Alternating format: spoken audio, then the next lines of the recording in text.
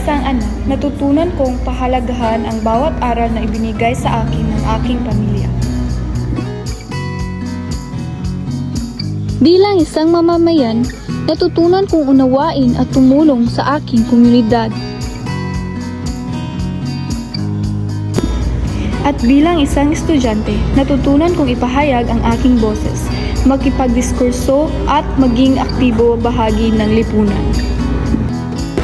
Sa UMS ng USJR, hindi lang academic knowledge ang binibigay sa iyo, kundi tunay na karanasan sa mundo. Dito, matututo kang bumuo ng mga programang tunay na makakatulong sa komunidad, mula sa pagbuo ng outreach programs hanggang sa pag-aaral ng mga isyong panlipunan. May mga proyekto at kaganapan na nagpapalawak ng inyong pananaw, tulad ng UMS Month, museum tours, debate competitions, at ang paghahanap ng isang ambasador na may puso para sa pagbabago. At may oportunidad kang lumipad patungo sa ibang bansa upang matuto sa isang linggong work immersion.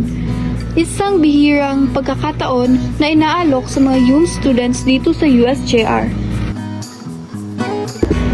Ngayon, isa na akong flight attendant. Natutunan ko sa UMS kung paano makipag-ugnayan, makinig at makipag-usap sa iba't ibang tao, anuman ang kanilang kultura at paniniwala.